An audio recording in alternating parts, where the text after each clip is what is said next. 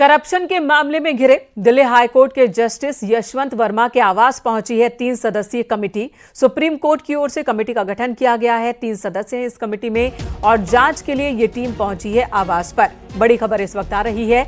इससे पहले दिल्ली हाईकोर्ट के चीफ जस्टिस ने इस मामले की जांच की थी, दिल्ली पुलिस कमिश्नरेट ने जांच की थी और अब 3 सदस्यों की कमेटी पहुंची है आरोपी जस्टिस यशवंत वर्मा के घर और जांच की शुरुआत की है। शंकर आनंद हमारे सहयोगी फोन लाइन पर इस वक्त हमारे साथ मौजूद हैं। शंकर, 3 सदस्यीय कमेटी पहुंच चुकी है। जो जांच के मुख्य बिंदु हैं वो कौन कौन से हैं? देखिए, जिस तरह से जस्टिस यशवंत वर्मा पे जो आरोप लगे हैं, बेहद गंभीर आरोप लगे हैं और इस मामले में सुप्रीम कोर्ट की कोलिजन के द्वारा जिस तरह से टीम का गठन किया गया है, तो वो टीम अब इस मामले की पड़ताल पे आगे जुटी है। हालांकि इस मामले पर पहले से भी तमाम पूछताछ की कार्रवाई या इस मामले में किस तरह से तमाम सबूतों को इकट्ठा किया गया है, तो इस मामले की जानकारी जो है अब जुटाने के लिए जुट गई है।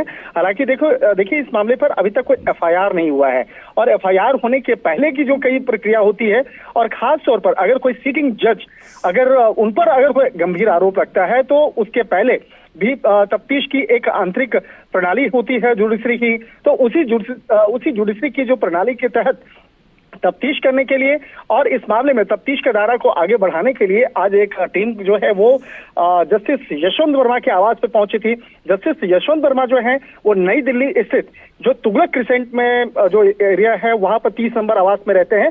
तो आज उनके घर पे पहुंचने का मकसद ये था कि उनके घर में किस तरह से वहां पर जो एक आरोप लग रहा है, जिस तरह से बकायदा कहा जा रहा है कि वहां पे काफी सबूतों को नष्ट किया गया। बिल्कुल शंकर, देखिए इस वक्त जुडिशरी के सामने यानी कि न्याय प्रणाली के सामने एक बहुत बड़ी चुनौती है। वो चुनौती है कि आम जनता का भरोसा न्याय प्रणाली में कैसे कायम किया जा सके, क्योंकि करप्शन को लेकर, न्याय व्यवस्था में करप्शन को लेकर आरोप तो पहले भी लगते रहे हैं, बातें होती रही हैं, लेकिन पहली बार ऐसा है जब किसी जज के घर में इतने बड़े पैमाने पर नोट मिले हों और इस तरह से कि जज को जवाब देना मुश्किल हो जाए और उन्हें ये कहना पड़े कि ये पैसे मेरे नहीं हैं। तो जाहिर सी बात है न्याय प्रणाली पर के सामने एक चुनौती है उस भरोसे को कायम करने की, और वो तभी मुमकिन होगा जब इस मामले की निष्पक्ष जांच होगी और कड़ी कार्रवाई होगी। अब जब 3 सदस्यीय कमेटी जांच के लिए पहुंची है तो क्या यहाँ बातें भी होंगी, बयान भी दर्ज करेंगे या वो मौके का मुआयना करेंगे, क्योंकि कहा जा रहा है कि बहुत सारी चीजें तो हटा दी गई हैं लोकेशन से?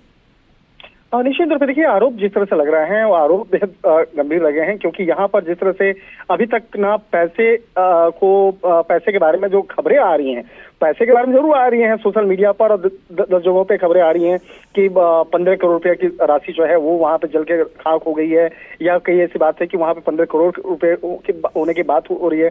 लेकिन अगर बात करें कानून के दृष्टिकोण से अगर देखा जाए तो पैसे कहाँ से लाए गए, पैसे किसके थे, कैसे पहुंचे और पैसे जो हैं, क्या इस मामले पर कोई दिल्ली पुलिस की एफआईआर जो है वो रजिस्टर अभी तक नहीं है और इस मामले में जो तमाम जो शुरुआती जो सबूत हैं वो यहाँ पे नहीं है। लेकिन आरोप जो लगे हैं एक सिटिंग जज के खिलाफ लगे हैं, वो आरोप बेहद गंभीर है और इस मामले की गंभीरता को देखते हुए ही टीम का गठन किया गया जो इस मामले पर। शंकर, ये भी बताइएगा, इससे पहले जब दिल्ली हाई कोर्ट के चीफ जस्टिस ने इस मामले की जांच की थी, उनके सामने हाजिर हुए थे जस्टिस यशवंत वर्मा और उन्होंने कहा था कि ये पैसे उनके नहीं है, उन्हें नहीं पता, उन्होंने साजिश की बात कही थी।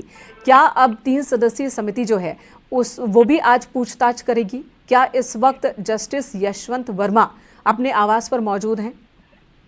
देखिए, निश्चित तौर पे इस मामले पर जिस तरह से हमारे सूत्र बताते हैं कि जस्टिस यशवंत वर्मा अपने आवास में होंगे, तभी उनसे मिलने के लिए या पूछताछ के लिए या तमाम जानकारियों को इकट्ठा करने के लिए यहाँ पर टीम पहुंची थी।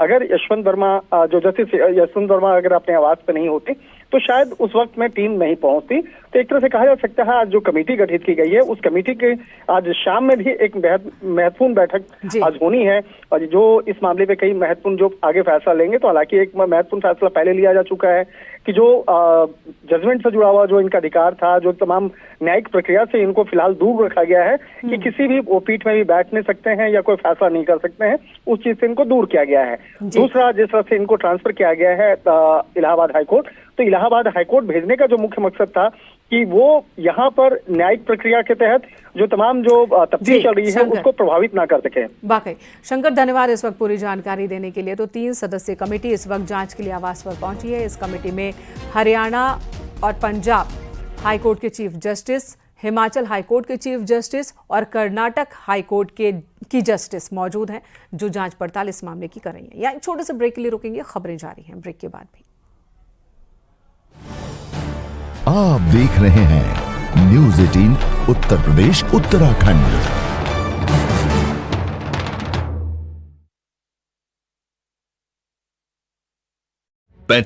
आप देख रहे हैं न्यूज़ 18 उत्तर प्रदेश उत्तराखंड।